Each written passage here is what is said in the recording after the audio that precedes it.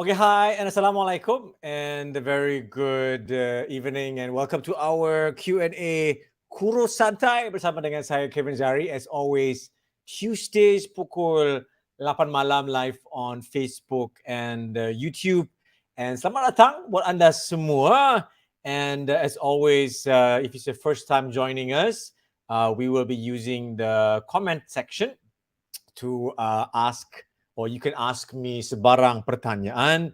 It can be about pemakanan, senaman, kurangkan berat badan, tambah berat badan pun boleh, produk, kurus dan pelbagai soalan, isu semasa pun boleh.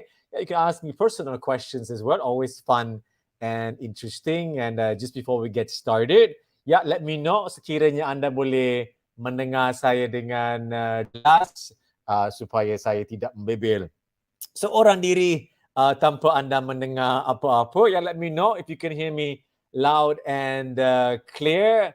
And this is also a special session today because today is the first live Q&A bersama dengan para peserta daripada our Bukan Soal Kurus program musim yang kelima, and also peserta daripada program Jum Kurus musim yang ke-15, since 2013 sudah, yang baru sahaja memulakan perjuangan korang kurus mereka pada Sabtu yang lepas. So saya pasti perhaps anda ada pelbagai pertanyaan yang mungkin ingin diadukan kepada saya.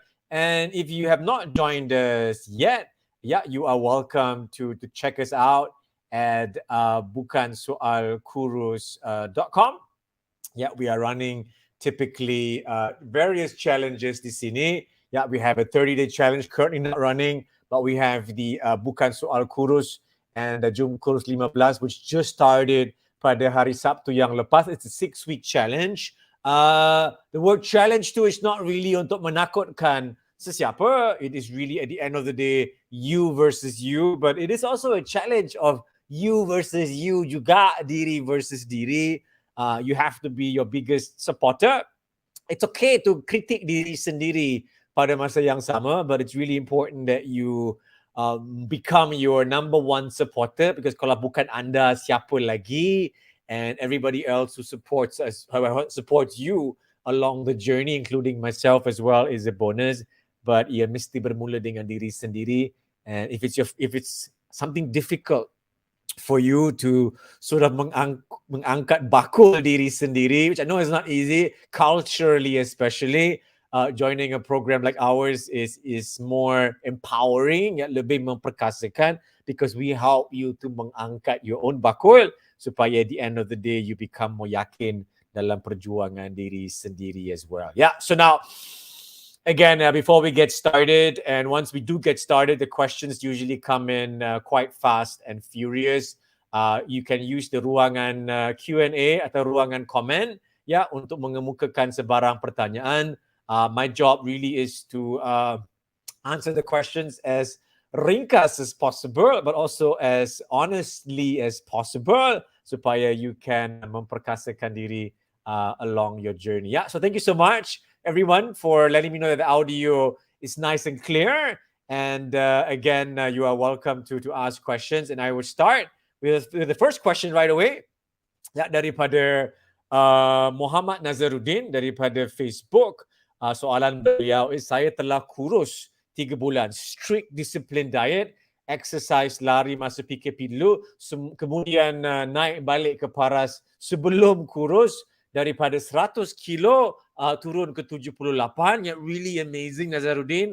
And then dia ternaik balik semula ke 94. Macam mana nak consistent balik? And I want to focus on the istilah that Nazaruddin guna, which is strict discipline makan and senaman. And for me, the word strict it can be a bit terlalu keras buat diri sendiri, because if it's very strict and very tegas, it's sukar untuk dikekalkan untuk jangka masa yang berpanjangan, because then it becomes really a journey that is so rigid, di mana makanan kena agak-agak sempurna, senaman kena sempurna, and it's sukar untuk dikekalkan dalam kehidupan yang pastinya tidak sempurna. So my advice to you, Nazaruddin, is don't be so strict on yourself. Sekiranya ingin perjuangan yang konsisten, allow a little bit of give and take, supaya ada ruang untuk makanan-makanan yang menggembirakan, ada ruang untuk berehat juga. Kalau Nazaruddin berjaya mengurangkan 22 kilo in 3 bulan, that is cepat. And if you ask me, it's terlalu cepat. Really great because you were so quote unquote strict on diri sendiri, but it's hard to dikekalkan. So what I would rather you do is start again. Yeah, as long as you don't quit, you cannot kurang berjaya. So start again at 94 right now, which is better than 100 sebelum itu. And find a balance yang membenarkan Nazaruddin untuk mengamalkannya not just for 3 bulan ke 6 bulan ke setahun, but something that you can do selama-lamanya. I always like to use the bell curve as an example. Cuba stay somewhere in the middle, ke arah yang lebih sihat sikit supaya the small changes that you do is berkekalan, and it doesn't have to be a journey that is so strict and rigid that you look forward kepada penghujung program nanti pula. Yeah, wishing you all the best and semoga Nazaruddin dapat kembalikan diri ke jalan yang diharapkan. All right, question here from Nazmi on YouTube. Weightlifting or cardio for weight loss? Very good question. Yeah, weightlifting or cardio for weight loss? The answer is both. Ya, dua-dua memainkan peranan yang penting dalam usaha kurus anda. Number one, of course, the cardio helps you to membakar kalori yang lebih banyak sejam. But the weight training helps you to menambah otot, which mainkan dua peranan. Number one, otot yang lebih banyak meningkatkan metabolisme anda secara semula jadi. To think about a car engine on, 1.2 engine on, one Ferrari engine on, duduk car tidak bergerak, yang mana will burn more minyak dengan hanya berdiri, engine running, of course si Ferrari, because more horsepower, more otot untuk menggerakkan engine tersebut. And nombor dua is that the senaman bebanan, the weight training, helps you to minimize muscle loss during your weight loss journey, supaya once you dah berjaya mengurangkan berat badan, taklah kurus kering kau, but nampaklah bentuk badan yang diharapkan. Yeah, so my advice, Nazmi, do both. And Susanna, do you have any specific playlist or podcast that you listen to when you are working out? Podcast, not so much. Only if I'm really in a dark place, which is very long time ago, and you try to listen to motivational podcasts. But working out, I like to listen to Rocky. Yeah, Rocky. The Rocky soundtrack is my go-to soundtrack. And if I get bored and sick of it, I like to listen to the 80s. Yeah, 80s pop rock or 80s songs. The 80s always bring me back to my youth, my younger years. And yeah, I find the songs quite fun. Other than that, sometimes techno and disco, yeah, anything, kepelbagaian lah. That's my playlist song. But it keeps changing juga. Zul, coach, kalau kita exercise di tempat yang sejuk, perlu kita akan kurang keluar? Adakah pembakaran kalori terganggu? Pembakaran kalori tetap berlangsung, but contohnya if you bersenam di tempat yang lebih panas, your body bukan sahaja kena melawan keadaan senaman, membakar kalori, but your body also has to melawan keadaan cuaca yang panas terik untuk kekalkan suhu badan, so you kerja lebih banyak. And it's the same thing kalau you bersenam dalam suhu yang sejuk, katakanlah musim salji ke apa, bukan setakat your body kena bersenam, but it has to memanaskan diri juga untuk melawan serangan cuaca yang sejuk. So whenever the cuaca or the suhu tu agak extreme, not very selesa, then your body has to kerja lebih keras untuk melawan keadaan, which dan justru itu helps you to burn more calories, but at the same time lagi cepat penat juga, so it might just cancel off. Alright, soalan yang lain daripada Kamarul, Facebook, setahun berjaya mengurangkan daripada 109 ke 78, ya, 20, almost 30 kilo loss, ya, tepuk tangan, very good job. Workout 1,000 steps setiap 5 kali seminggu. I'm assuming it's 10,000 steps. And pemakanan diharuskan sayur-sayur setiap hari, makan suku separuh and cut off white sugar. Yeah, congratulations and thank you for sharing. Really amazing. Yeah, in our program and di luar sana, I'm sure ramai yang berjaya mengurangkan berat badan. But when you hear the kisah kejayaan, you always usually just see a small window of their life. Macam tadi Nazaruddin, it's only 3 bulan sahaja windownya. We don't really know what happens selepas or sebelum. And jangan cepat just look at the worst and the best. It's always good to sort of have a broader perspective and juga meneliti what happens to them selepas, because it's not always rainbow, blue skies and sunshine. Kadang-kadang tertenggelam juga, and it happens to everyone, and that's okay. And as I mentioned before, as long as you don't give up, you cannot fail. And you have to find a balance that allows you to be consistent along the journey, allows you to live your life, because you cannot channel 24 hours a day to senaman and pemakanan semata-mata, melainkan memang you are free that way. But most of us are not, because of kekeluargaan and pekerjaan and all. So you must find a balance that allows you to make time for senaman dalam keadaan yang ada give and take, and ada ruang untuk pemakanan yang perhaps sihat, kurang sihat as well, but gives you a balance yang sesuai. Okay. Dayang is asking, hi coach, hi. What is recommended to eat for long run workout, say before running half a marathon? Thank you. Yeah, now very good question. If you are preparing for a half a marathon or half a marathon, full marathon, or quite a long distance run, what most runners will try and advocate is carbo loading. And carbo loading is basically, quote unquote, the reverse of what the low carbo diets do. So what a marathon runner does, a few days before the run, they will avoid makan carbohydrates to deplete glycogen levels, to suppress insulin a little bit. But once the insulin is suppressed, because tidak ada rangsangan gula, the insulin is very sensitive, ya, dan menanti kembalinya gula tersebut or karbo tersebut. So then a malam or day sebelum marathon larian tu, then the runner or you should makan benda yang carbo rich, like pasta ke, oats ke, buah ke apa, and suddenly the flooding of sugar really sparks the insulin to balik,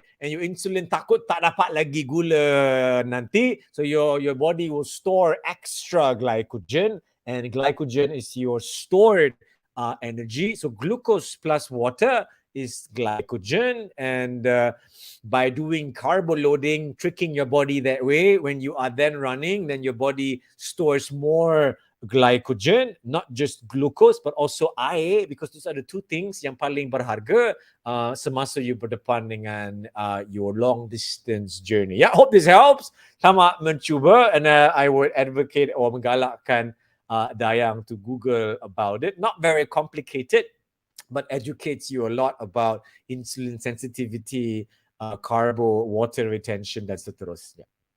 Okay, Zul daripada Facebook is asking, salam saya tanya, WHO recommendation is 150 minutes per week. Bolehkah kita buat 5 kali ikut pecahan 30 minit, atau ada suggestion yang lebih baik? Now, my first suggestion or advice is don't follow anything anyone says. You boleh dengar, you boleh digest, but you have to apply it for diri sendiri. The panduan WHO is nothing new, but it's always very much, in the middle of a bell curve of spectrum individu yang pastinya berbeza-beza. So you have to tepuk dada and ask yourself what is sesuai for you. Like I personally, for sure, bersenam lebih daripada 150 minutes per week. But yes, if you like to, you can pecahkannya into 5 sesi seminggu. Ya, 30, 30, 30, 30, 30. Or you can do 1 hour, 1 hour and half an hour, or 1 hour, 1 hour, 1 hour ke apa. But at the end of the day, it's not a blueprint of do or die, and it's not going to be sesuatu that Zul will be able to do minggu ke minggu sepanjang hayat. There will be weeks yang you bersenam banyak, there will be weeks yang you bersenam kurang, but if you puratakan your life or your year, yes, then agak-agak seboleh-bolehnya you want to have ruangan senaman yang berkualiti untuk 2.5 jam setiap minggu. Alright, question here daripada Rabiatul. And before that, if you have not shared my live chat. Yeah, please help me to kongsi this live chat dengan kawan-kawan kita. Manalah tahu mereka ada soalan setengah dekat Facebook ke YouTube juga, and dapat bersama untuk belajar pada malam ini. And then betul, saya setuju coach. Saya pernah jadi macam Nazaruddin berkali-kali bila ada target perlu kuruskan badan, bila dah capai maklumat naik balik. Yeah. Now, my advice, your usaha kurus should not have a penghujung rancangan. Walaupun even our program is 30 hari, 6 minggu. It is just because tak semua orang boleh fokus for sepanjang-panjangnya. But we always tekankan, make this journey 30 hari or 6 minggu plus the rest of your life. It must be something yang berkekalan.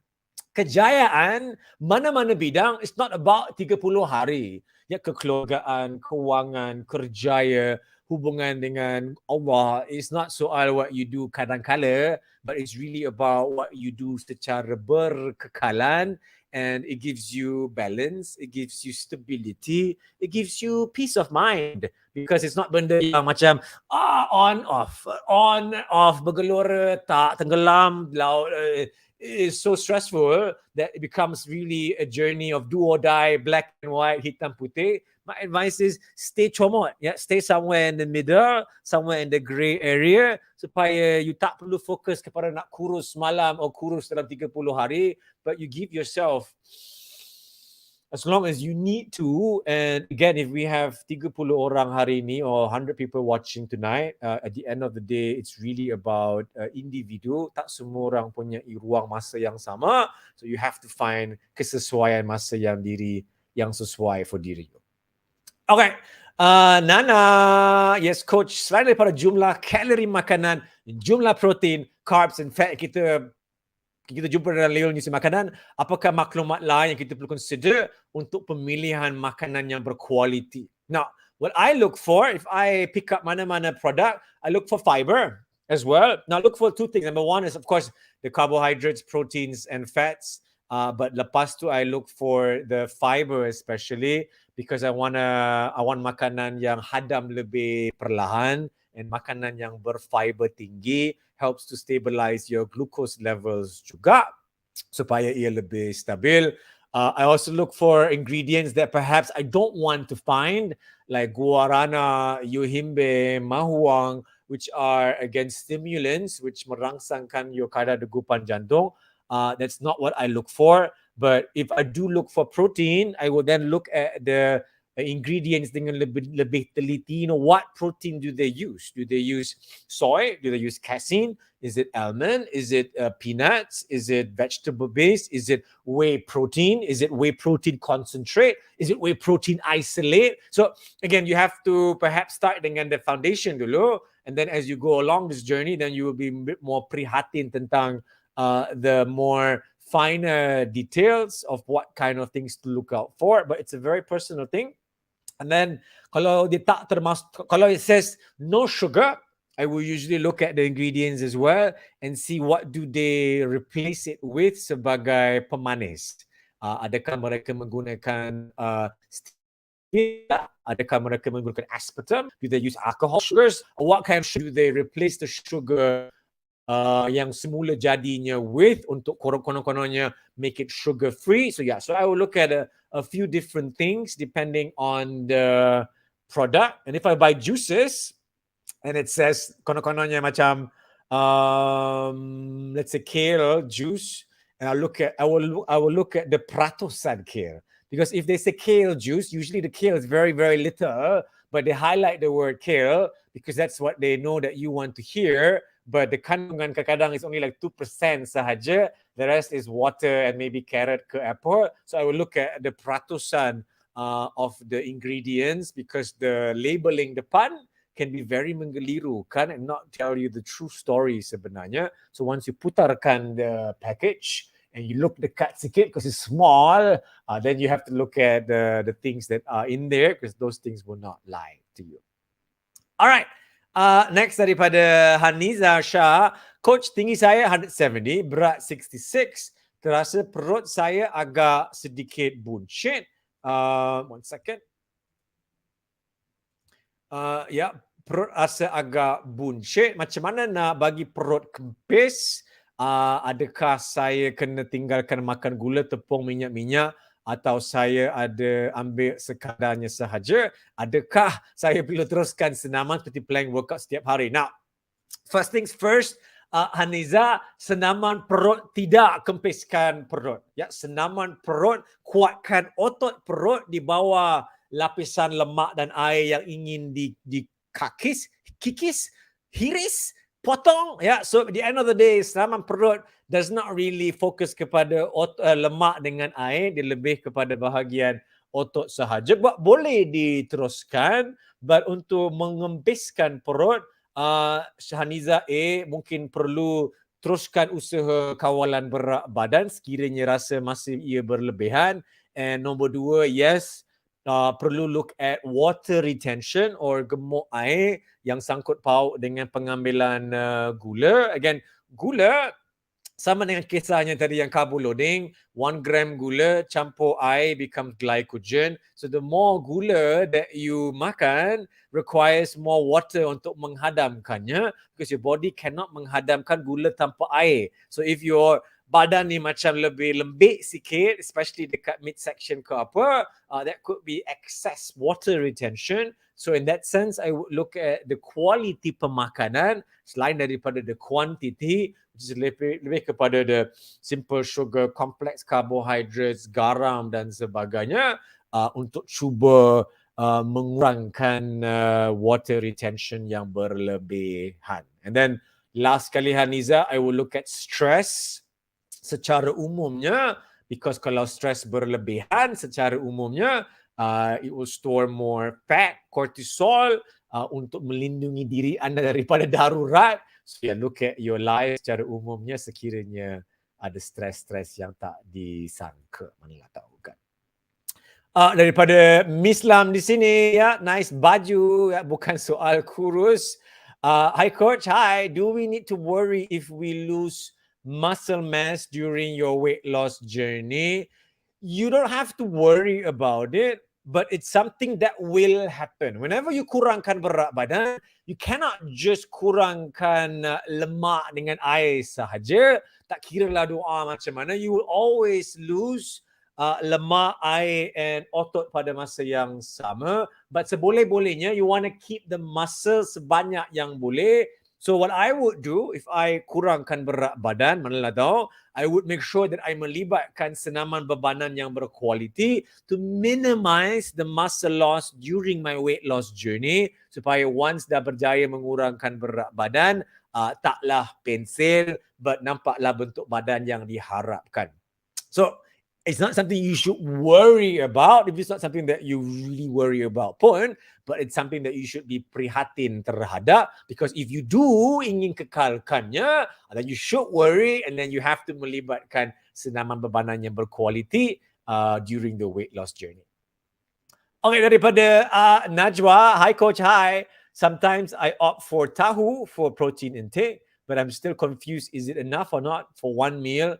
Is tahu is ringan than usual chicken? I want to know the recommendation portion for one meal if makan tahu for protein. Now, very, very simple for Najwa. Keperluan protein seharian is lebih kurang 30% from your overall calorie intake. So let's say you need 1,800 calories sehari, or let's say 2,000 lah, easy math. Let's say you need 2,000 calorie, 30% protein would be 600 calories. 600 calories, 1 gram protein is 4 calories. So 600 divided by 4 is 150 grams. So that would be keperluan Najwa protein sehari. So then if you makan breakfast, snack, lunch, snack, dinner, snack, katakanlah 6 hidangan sehari. So you bahagi 150 dengan 6, you akan dapat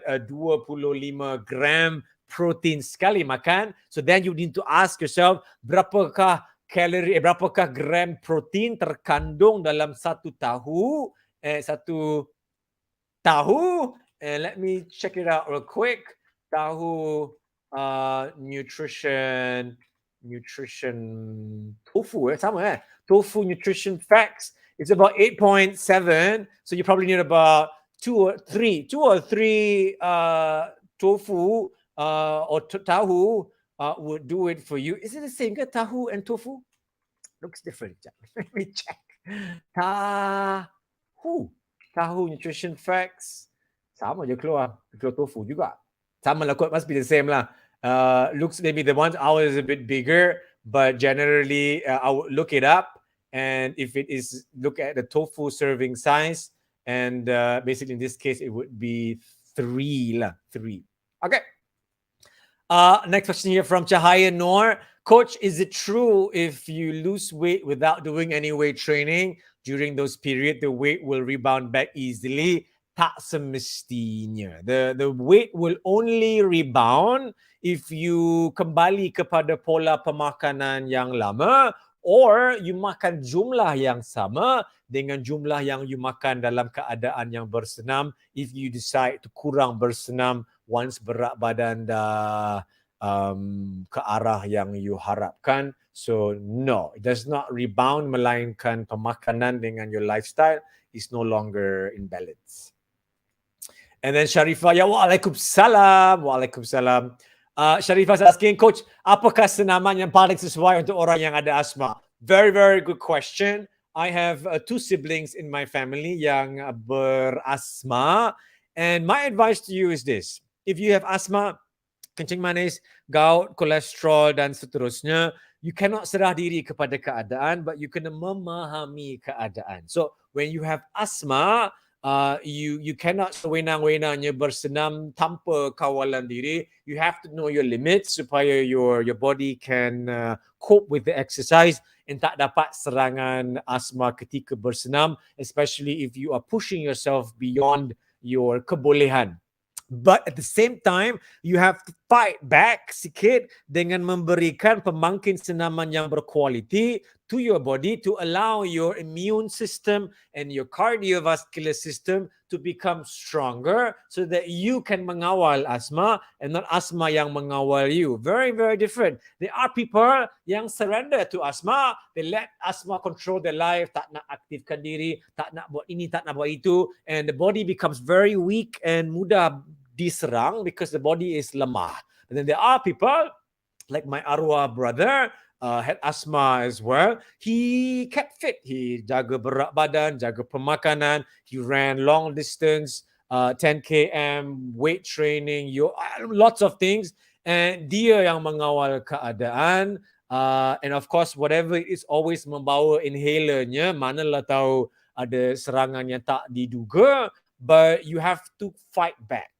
But if you do fight back, you need to know how, and you need to know your limits, especially cardiovascular wise, and you have to melaburkan sikit wang in a heart rate monitor so that when you do bersenam, you can meneliti the quality, intensity of your senaman and know which zone to push. So if I would talk to a normal person, I would advise them to push mungkin 80% maksima kadar degupan jantung. For orang yang ada asma, I would lower it down perhaps to, I don't know, 670 plus or minus, just to test the water dulu. Yeah, gain experience, strengthen the immune system, strengthen the cardiovascular system, and then demi masa, while you still always have your inhaler on standby, you tingkatkan mungkin kelajuan larian, and then you will find you can still maintain heart rate yang sama aja, but your overall strength, including your immune system, will become stronger. Yeah, so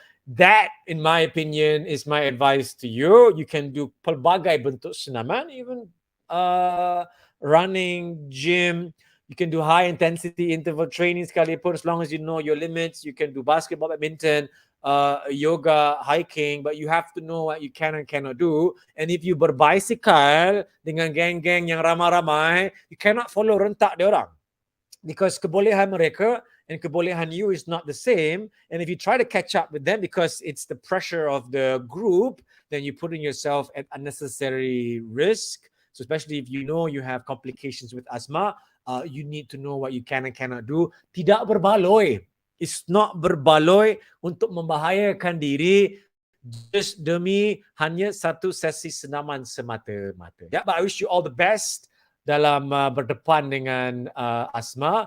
It's not a life death sentence. It is really just kurnia di sebaliknya, which memaksa diri anda, Sharifah, untuk mengawalnya instead of asma mengawal you. Alright. La la la la la. Daripada Zeneria. Zeneria? Very nice name. Hai coach, tak tanya kalau tengah makan ubat yang boleh meningkatkan selera, apakah apa suggestion tolong kawal selera? Ubat tu memang tak boleh tinggal. Ya, now if you know you are on medication, kadang-kadang maybe family planning, hormonal therapy, and dia menaikkan nafsu makan, lagi-lagi penting untuk anda memahami makanan yang mengenyangkan dengan makanan yang menggembirakan. Now, if you don't know the difference, it's very simple. Makanan yang menggembirakan is usually simple sugar, gula-gula ringkas, your white bread, white rice, some fruits, biskut, kuih, popcorn, dan seterusnya. Yang mengenyangkan is your fiber and your protein. So if you are dalam that scenario, lagi penting for you to mengawal nafsu makan dengan memakan benda-benda yang mengenyangkan, yang GI Joe, glycemic indexnya agak rendah, oats, cereal, maybe protein, chicken, brown bread, brown rice, so that you tidak tertenggelam dalam, again, extra craving, which make you makan benda-benda yang perhaps you tak harapkan. Yeah, but wishing you all the best, Zeneria, and semoga the ubat that you are on is not lah selama-lamanya. Alright, soalan daripada Afiq. Hi coach, hi. Saya susah nak maintain berat badan yang ideal. Saya kagum macam mana coach stay lean and fit. Any tips? My berat badan is around 68 and it's been like this for the last 20 years, plus or minus 2 kilos. So my life is very boring. I am, in that sense, very German. I am half German, half Malay. But I like routine. I can eat the same food every day. I can do the same things every day. I have a very quote-unquote boring life, perhaps from your point of view. But from my point of view, it gives me happiness. It gives me stability. I don't have crazy diets. I typically makan the same from January 1st sampailah December 31st, kecuali Ramadan. Ramadan I struggle mentally because it sort of kacau my sort of routine, and I don't do very well, but I do really well dengan consistent pemakanan, consistent lifestyle, and I really enjoy my balance. And I tak makan sempurna, I tak bersenam hari-hari, I eat agak-agak comot, ada pilihan yang baik, pilihan yang kurang baik, hari-hari really suits me, and I bersenam benda that I enjoy. The best senaman for me is kepelbagaian. I play sports, I go to the gym, I go outdoor, indoor. So I really love my lifestyle. I love what I eat juga. I have benda yang merepek pun hari-hari, which is mungkin coklat ke, air manis ke, ice cream ke, every day, but dalam kesederhanaan. And that helps me to keep going because benda that you enjoy, senang untuk menjadi consistent. It's hard to be consistent if you don't enjoy what you do in any bidang or keadaan sekalipun. So my advice to you, Afiq, you have to find a balance that menggembirakan Afiq, and it's something very unique to you, but you have to memahami that balance and that keadaan untuk mengawal pemakanan senaman, because you cannot gembira 24 jam and enjoy everything kiri kanan merepek menggembira, then tak ada balance pula. It's the same thing with life. There has to be good choices, fun choices, responsible choices, so that the balance that we have is always agak-agak terkawal. Yeah, but I wish you all the best. Take it as a challenge, and we call it cabaran. Because it's a cabaran. But you cannot be takut kepada cabaran. You have to sahut the challenge of life. If life was easy, alangkah boringnya kehidupan ini. So take the challenge as a kurnia that you can berjuang kepada diri anda untuk benda yang berfaedah. And it does not mean it has to be a perfect challenge or perfect journey, but you have to look at it as a challenge that you should enjoy. Because once you memperolehi kesihatan, kecergasan, kekuatan, kegembiraan, puas kau. If I just give you all of these things, you will not appreciate it. But if you melaburkan masa, melaburkan usaha, melaburkan istiqamah, and you memperolehinya, happy, you puas, and you tak nak melepaskannya, and you akan cuba untuk sayang and belai and melindunginya. That's how I feel about my health. It's not about nak tayang badan or nak jadi poster boy or what. It's really about being happy dengan my health, be happy to do whatever I want to do, to live a life of quality. Supaya when I get older, I do have my grandchildren, my cucu-cucu, that I am a active grandfather and I can do things with them because I take care of my kesehatan, take care of my knee, take care of my back, take care of my posture, take care of badan supaya the quality of life to sentiasa terpelihara seboleh-bolehnya. Of course, you get older eventually, tak boleh buat apa. That's the circle or cycle of life. But seboleh-bolehnya, we want to mengawal benda that we can control supaya we can at least give it a best shot in terms of making sure that we are on landasan yang diharapkan. Yeah, but again, Afiq, wishing you all the best in your journey, in your challenge, and enjoy the cabaran yang diberi. Okay, daripada one on Facebook. Hi Coach, hi. Apakah pandangan Coach tentang carnivore diet, aka Lion's diet? Every diet has its pros and cons, and every diet has their own following. Every diet ada kisah kejayaan, every diet ada kisah yang mungkin tidak berjaya. My advice is don't follow any diet dengan membuta.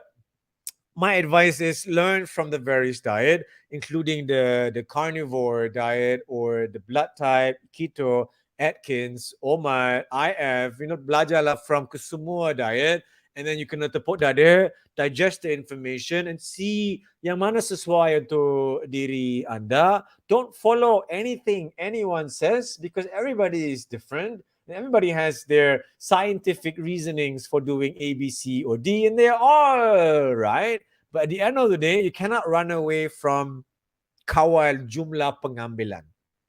Once upon a time, there was this ula diet. And this ula diet is a real thing. Yeah, there was this ula snake diet.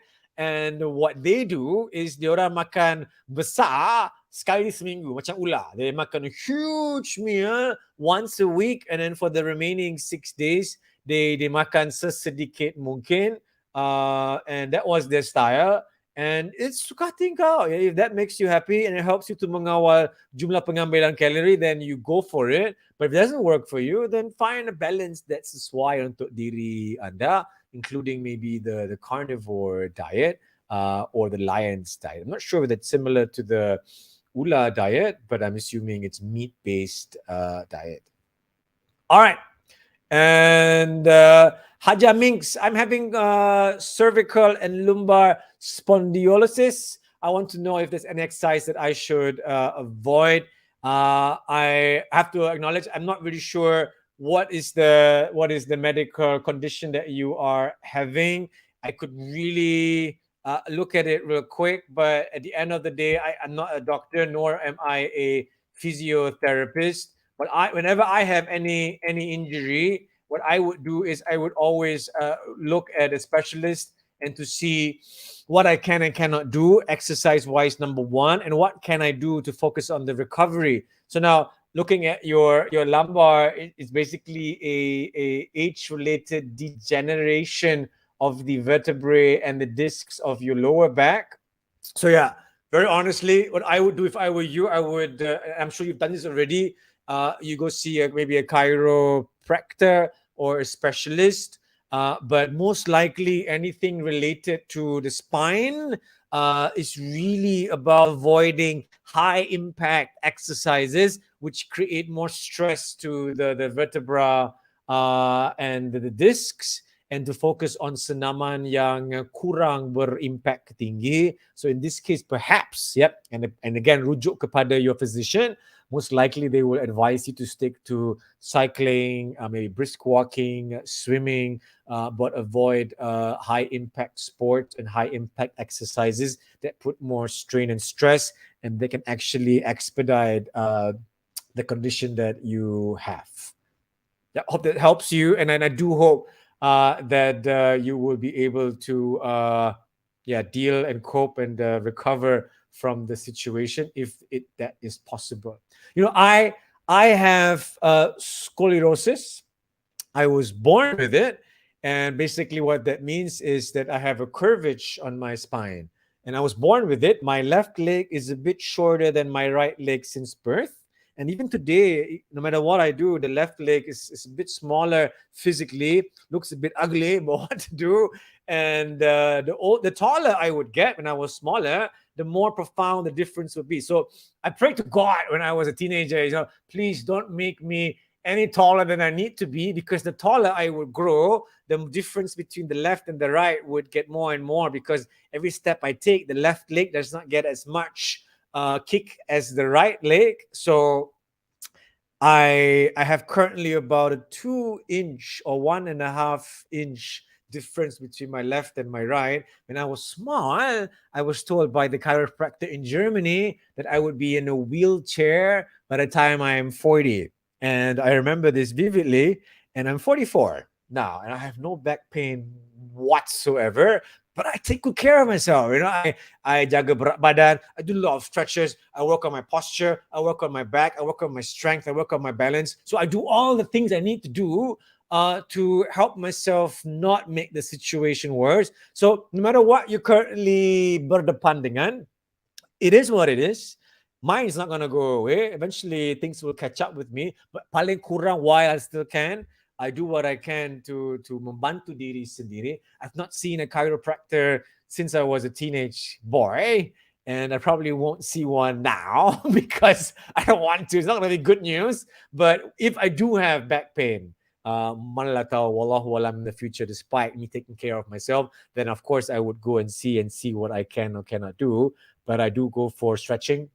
Yeah, I do go for physiotherapy to stretch my back because I cannot do it myself. It's not because I have sclerosis, but it's because it's just good to generally mengekalkan kelenturan badan secara umumnya. And if somebody helps you to do the regangan, it is a lot more impactful, effective daripada melakukannya sendiri, but dalam keadaan yang terkawal. Okay. La la la la la. Muhammad Najmi, coach, belajar dalam background apa? Macam mana boleh start jadi fitness coach? Yeah, very good question. My actual educational background is mechanical engineering and economics. I did a double degree when I was in university. I was a proton scholar after SPM.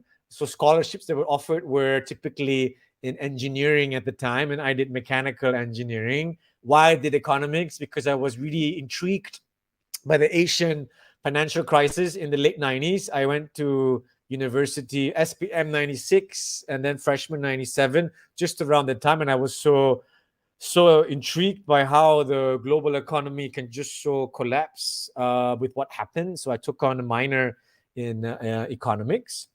And the whole fitness thing was just an accident, really. I never wanted to be an engineer, no intentions of being an engineer whatsoever. I've always been into sports since I was in Germany, Malaysia, US, and I was always very competitive. So in the US, I played intramural sports, squash, football, and all. But I felt that physically I'm a lot smaller than the Americans. And the Americans, they start the fitness training gym in high school. Sudah. So when I was out of SPM, I was quite chikading and being very competitive. I figured I have to start fitness training and jaga makanan.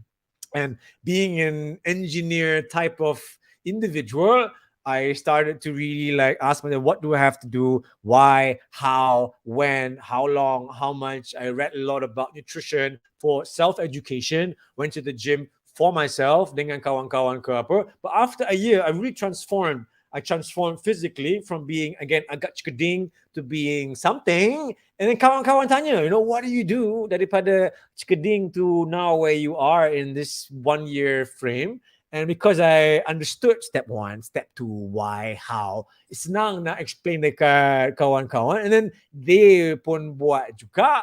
And I enjoyed the helping of kekawan. And then when I came back to Malaysia. I worked with Proton because terikat beasiswa. Gaji pun was keding kau at the time. So I started to do a bit of on the side of writing for magazines, personal training.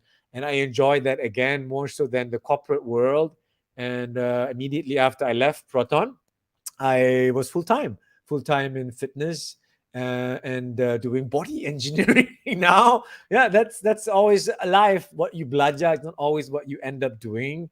And just to let you know, my goal in life since I was 15 years old until today, it's the same goal. My goal in life is to wake up every morning and do whatever the hell I want to do. That's all. It's not about being kaya raya or being in a corporate world. I just want to be free. I want to be free to do whatever I want to do. And I don't want people to ask me, where are you? Dah pancin ke belum? Report dah siap ke? I don't know. I want to be free. I want to be free to do whatever. Hence, I don't have a gym. I just have a home office here. Makes me so happy. And my goal in life is just to be happy. Hence, I'm not very successful, perhaps as much as I could be, because I'm not very ambitious. But I really enjoy what I do. Hence, there is a success from there. But I am not thriving to be any more than I am today. And I've said no to so many opportunities because it would take away so much time away from my freedom, which I am not willing to do. Yeah, so I'm very happy in my little bell curve middle. Yeah, I'm not super successful, not super unsuccessful. I'm super happy in my mediocre world, and it might not be mediocre for you, but for me, it's very very manageable. I am very much in control in what I do. I don't feel like I am losing control in what I can or cannot do. It's very comfortable, and that's okay. You don't always have to achieve. You don't always have to achieve segala-galanya in life. There's so much pressure nowadays to be successful and to do A, B, C, D, E, F, G. I never feel that pressure. I'm totally happy being mediocre. It's my life. It's my choice. And I'm happy. And I think that's the most important thing. No one can take away your happiness if you really earn and know what you want in life. And it's a good feeling. Yeah. Many of my friends don't have that. They are very successful in their careers, but they are owned by corporations that they work for. The higher the position, the more responsibility, the more your work-life balance is out of whack. So they always envy my little scooter life that I have. I don't really go anywhere. And I might envy their life juga because they have sometimes, grass is always greener on the other side, which is okay because we are humans that way. But at the end of the day, I'm very thankful for where I am right now. And I don't think it will change much in the future as well. But thank you so much, Najmi, for asking. All right. We have 10 minutes more. Oh, wow. Yeah. So let me see what else we have here. Daripada Azlina Muhammad Yusuf. What is your view on the usage of stevia as a sugar substitute? Stevia is a natural substitute for sugar, calorie free, but the keburukan of stevia, in my opinion, is it tak sedap. So when I did try it, I felt macam it tastes very metallically, and I didn't enjoy it. I actually enjoyed the drink without anything at all. So I don't really take stevia. Even if I take like tea, it's a tea in here, and it's really just with just nothing. But if I do put sugar in here, it's usually madu for tea. But other than that, I just use normal sugar, either white or brown sugar. Stevia is great if you like it, but I don't like the taste of it. Yeah. Okay. La la la la la. Yeah, you are welcome. You are welcome. You are welcome. And then we have Ali Salman. Coach, macam mana nak kurangkan visceral fat? Adakah exercise spesifik yang boleh kita buat? Unfortunately, no. Yeah, visceral fat is basically lemak-lemak antara organ and disangkut paut dengan few things. Number one, of course, berat badan secara umumnya. If you are obese, termasuk abdominal fat, kebarangkalian besar you have higher than normal visceral fat juga. And so that one, number one, kena kurangkan berat badan secara umumnya juga. And number dua is stress. If you're stressed, again, badan simpan lebih banyak lemak dekat tengah-tengah. So kena kurangkan tekanan kehidupan seboleh-bolehnya. And always remember, if you are obese, badan kau is stress 24 jam. Why? Because dia tertekan dengan badannya sendiri. And once you kurangkan that beban physical, you also mengurangkan really the beban stress physical. Yeah. All right. Yeah, you're welcome. You are welcome, everybody. Ya, Aini, Assalamualaikum, Waalaikumsalam. Heart rate saya rendah sikit. Normal bagi saya kurang daripada 60 kali seminit untuk kiraan heart rate. Limit masa bersenam macam mana ya, coach? Sama ke dengan yang normal? Now, generally speaking, 30 beats per minute is not low. It's actually quite good, especially if you are quite cergas. You know, I can look at my heart rate sekejap. Let me see. My heart rate, is going in between from about low 60s. Of course, now it's a bit high because I tengah semangat nak bercerita ni. But 60 is not necessarily low or high. It's actually good, especially if you are fit. But when you bersenam, macam RPM kereta juga, you want to push it out a bit higher to about 60 to 80% maxima. Melainkan you have heart complications that you are aware of that don't allow you to go up that high. But how to mengiranya? Basically, you take 220 minus your age. Let's say you're 40, so maximum is 180. 180, you take 80% as your upper limit and 60% as your lower limit. So 180 times 80, 180 times 80 is 144 as your ceiling heart rate, and then your lower heart rate is 160. 160 from 180 is 108. So 108 and 144, that would be your kadar or zone senaman semasa you bersenam, tak kira badminton ke, lari ke, brisk walk ke, and your heart rate monitor can tell you where you are. Hence, if you have no heart rate monitor, not iklan ya, but if you have no heart rate monitor, I would highly recommend that you melaburkan kepadanya because it helps you to menilai kualiti senaman semasa anda bersenam. All right. Question here by Razman Zainal. Salam coach. Cardio session plus weight training pada hari yang sama sesuai ke? Macam mana tu? Contohnya 10 km cardio and 1 hour full body workout. You can. And there are three school of thoughts.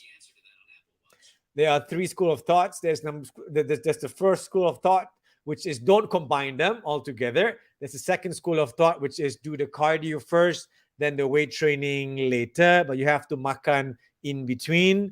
And then there's the third school of thought where you do the weight training first, burn off all the glycogen, and then do a low intensity cardio to burn fat. So don't follow anything dengan membuta. You can really pilih antara A, B, or C.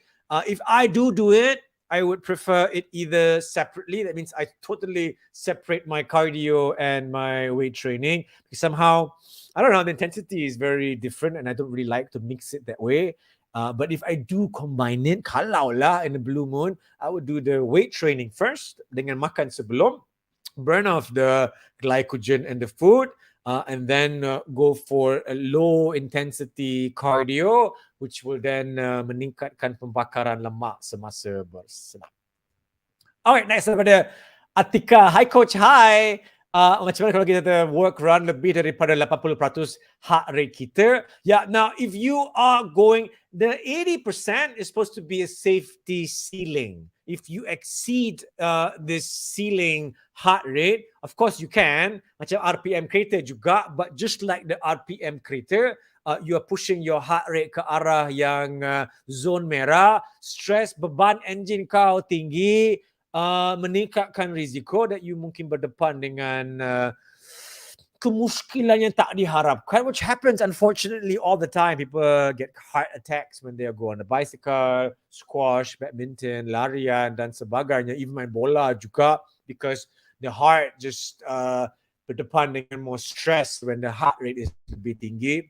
The only time you would really push the heart rate to 95% is when you do a stress test dekat hospital, where they hook you up to all the equipment and the ECG, and they measure your bacaan, your performance of your heart rate in a really controlled environment. And when they see irregularities, they will stop it immediately. So that is the only time I would push my heart rate to 95%. Whenever I do bersenam, tak kira lah apa, and I see the heart rate goes above my 80%, I will slow it down no matter what the coach says. The coach's job is to say, go, go, go, go, push one more, one more. The coach doesn't know what your heart rate is currently going through. So you have to know your limits and tell him to back off.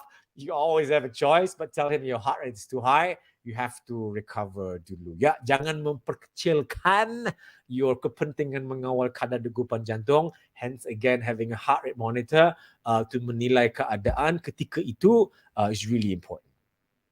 Okay, Faris. Assalamualaikum bang. Waalaikumsalam. Saya ACL tear. Jadi berat badan saya naik daripada 70 ke 100. Sekarang dah hampir sihat kaki.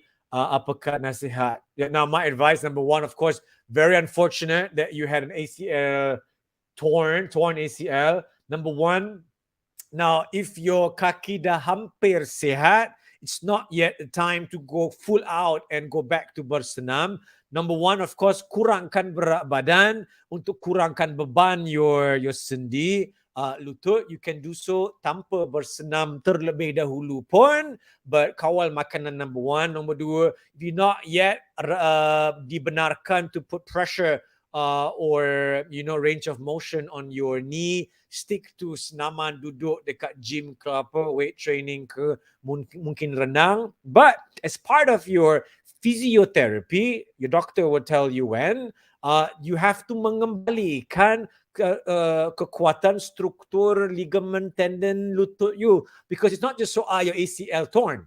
Once you rehat selama 3 bulan ke apa, the whole struktur lutut, including your thigh muscle, your femur, and your keting, your betis, semua is weak.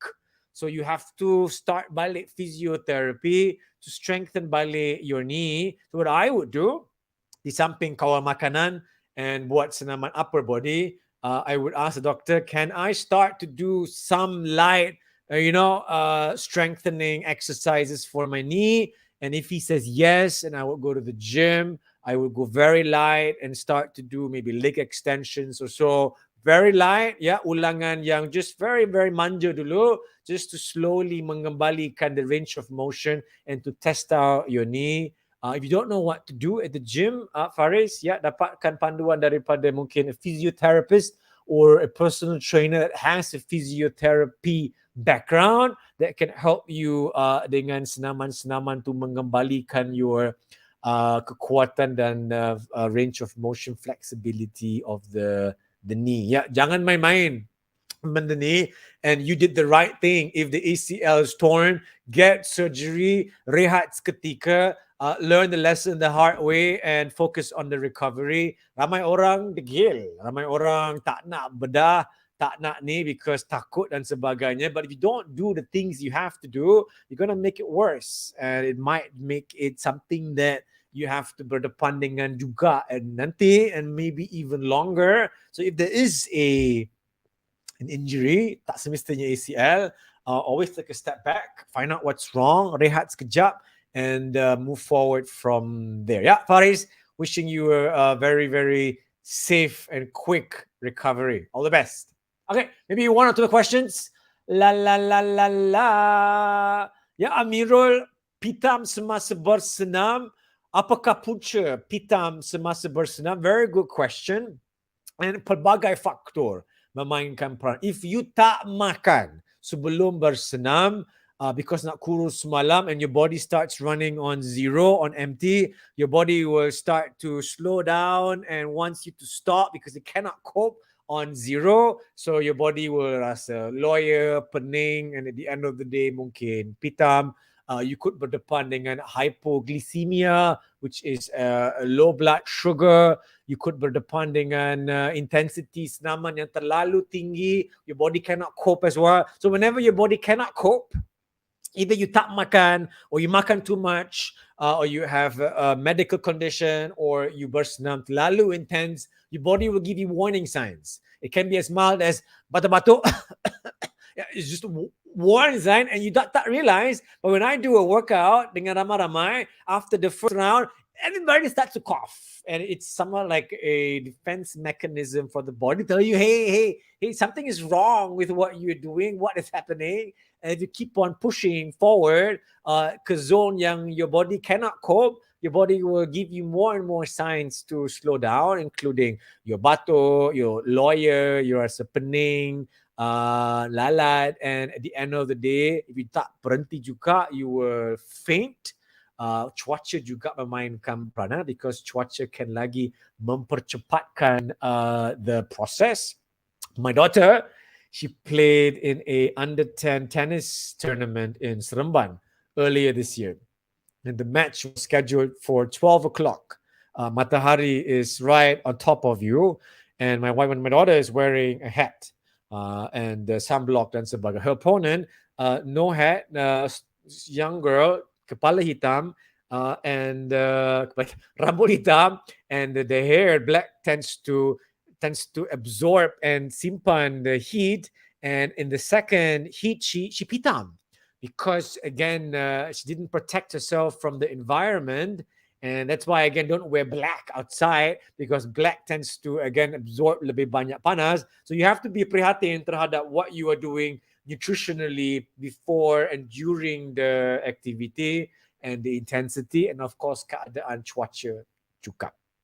All right, I think we are done for tonight. And I just want to thank everybody for joining me. I hope that you learned something new. If I didn't answer your question, I do apologize. We do this every Tuesday as well. And if you haven't done so yet, please do share this session dengan kawan-kawan seperjuangan. Semoga mereka juga boleh belajar something yang baru as well. And if you do want to join our program, you are more than welcome to melayari bukansoalkurus.com. Our current program sedang berjalan. Pendaftaran masih buka sampai the end of this week. Yeah, do check it out. A very educational platform dengan kawan-kawan yang seharapan, sehaluan, semasalah dan ukhuwah yang sangat-sangat hebat. Yeah, dengan itu, thank you so much. Enjoy your week. See you tomorrow. If you are in our program, we have a exercise home workout 101 session via Zoom. And on Thursday, we have our pajama chit-chat talk as well. Yeah, dengan itu, enjoy your Tuesday evening. Assalamualaikum and bye-bye. Thank you so much. Yeah, you're welcome. Thank you.